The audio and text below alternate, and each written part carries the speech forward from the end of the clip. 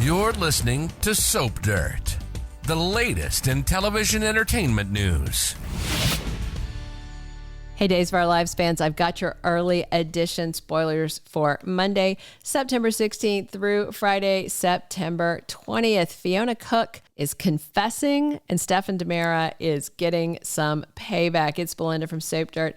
And as we always do on early edition spoiler day, we're going to go through real quick and talk about what's happening the rest of this week to give you the context you need for next week's spoilers. With that in mind, let's talk about Wednesday, September 11th.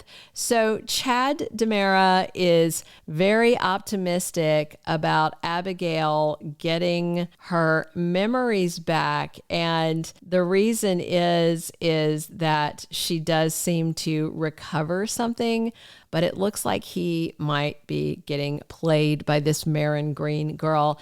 Gabi is optimistic. She's feeling better about life. You know, Ava talked up Stefan and how much he loves her and is all about her. Of course, Stefan is not in a mindset to talk to her, but Gabi can get her way with him. So if she decides she wants to put her marriage back together, Stefan will obviously let that happen. Connie is really irritated because she wanted to ruin Gabi's life. And the nutcase who likes to stab people has a knife in her hand at the office. Gabi might be in trouble. Meanwhile, Melinda Trask is tied to that IKEA bed in the little apartment, and she is gagged so no one can hear her. She really is hoping somebody saves her from crazy Connie.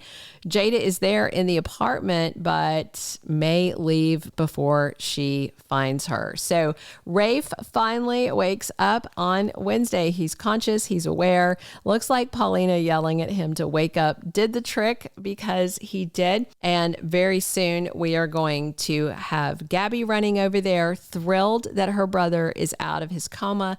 Jada's going to go running over there, thrilled to see her honey out of the coma.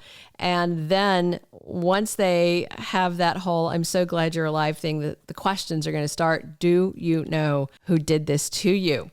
Thursday, September 12th, we've got Eric going to talk to his mom, Marlena Evans, and he tells her that Holly is furious at him because he and Nicole waited too long to come clean to her about the fact that he was the drunk who ran into her dad and killed him.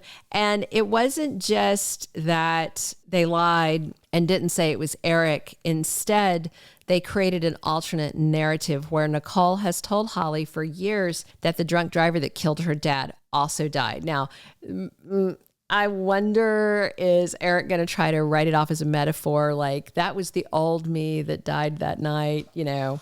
Hopefully Marlena has some good advice, but Holly's right to be mad, definitely. And Fiona has a serious moment where she sits down and thinks about how she has ruined Sarah's life. She nearly smothered her, and that's after paralyzing her. And, you know, it's all because Fiona couldn't get off the booze. She is still struggling right now to stay off of it. So this is a messy situation. EJ fires off a threat to his sister, Kristen. That could be about so many different things at this point. And Holly gets together with Tate. She is still irate about the whole Eric thing. She's very upset to find it out from Tate.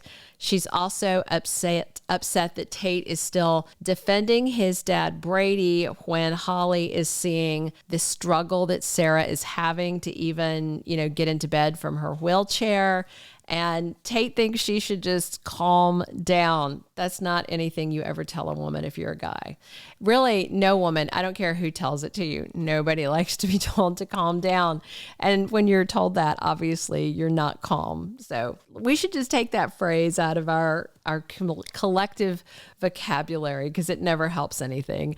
Friday, September 13th, EJ and Holly have a talk. They are getting closer together. I'm sure she is going to have some questions for EJ about what he knew about Eric and Eric killing her dad. And I think EJ is going to be honest with her. He does care about Holly, but at the same time, it wasn't his secret to tell, and it wasn't his responsibility to tell her. And up until very recently, he was still with her mom, who didn't want it told. And so he was deferring to Nicole. So she's going to be disappointed, but I don't think she's going to be mad at EJ like she is at Nicole and Eric.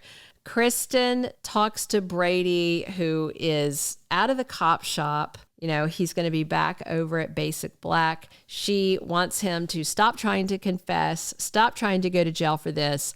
Think about his future and think about Rachel's future. And Kristen also heads over to Marlena to have a discussion, and she is showing her something, a piece of paper, and I'm curious to see what that is. Marlena has an appointment with Sarah. She is going to try and hypnotize her to get all her memories of the accident back on Friday. That's going to carry over into Monday, September 16th, where we have got Sarah Horton upset that the hypnosis didn't give her the answers that she wanted. She and Maggie went in there very optimistic about it, and it didn't pan out the way they wanted.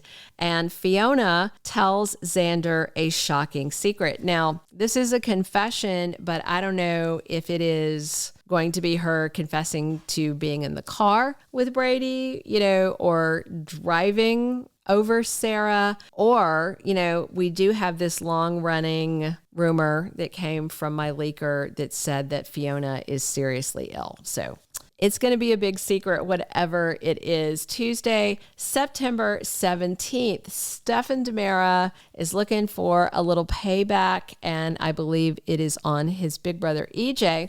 Now, if you remember, Stefan he had charges against him. It was very brief because of him running drugs for Clyde, but he got a very light sentence. I'm trying to remember exactly what the sentence was, basically because they were threatening, you know, and so he did get off with not much more than a slap on the wrist. However, he's got some information that could change everything, and they can't come back around and put him back in jail. He's already been charged. That would be double indemnity. So the spoiler says that Stefan gives some critical info to Paulina. And I think it might be about EJ, because EJ knew about the drugs. He knew about Clyde all along. The DA knew all of this and sat on it, and lives were lost. Looks like that would be enough to get him fired as the district attorney of Salem. Wednesday, September 18th, Jada finds something in Connie's bed. Not someone. The spoiler says something. Now let's hope it's not Melinda's corpse. Could be that cutout of Lee Shen, which would just be weird. Could be blood, you know, no telling at this juncture. Thursday, September 19th, Dr. Mark Green and his sister Marin Green, you know, they're working on this fake Abby plot that is obviously focused on the DiMeras, and there is a threat to their progress. Part of that might be down to Steve Johnson, who is asking Clyde some questions on Thursday. And remember, fake Abby, Fabby, had said that Clyde was helping her recover from all these plastic surgeries and everything, but she didn't have any plastic surgeries. So I think this is smart that Patch gets in touch with Clyde. Friday, the 20th, EJ finds out something absolutely stunning. Maybe it's that Stefan, you know, ruined his life. I mean, the question is really, will EJ just be fired if Stefan turns him over for the Clyde stuff, or would he actually face charges for obstruction of justice? And we are going to have more fake Abby issues next week when she falsely recovers memory. She's acting like she's remembered something, and that gets Chad all excited. Okay, those are all of our Days of Our Lives early weekly spoilers. It's Belinda from Soap Dirt. Please drop your comments. Please click subscribe. And please come back soon. We are here talking days 7 days a week. Thank you for being a loyal listener. Follow us wherever you get your podcast, because you don't want to miss the next episode. Soap Dirt is on all the major podcast platforms, including Apple Podcast, Spotify, iHeartRadio, and more.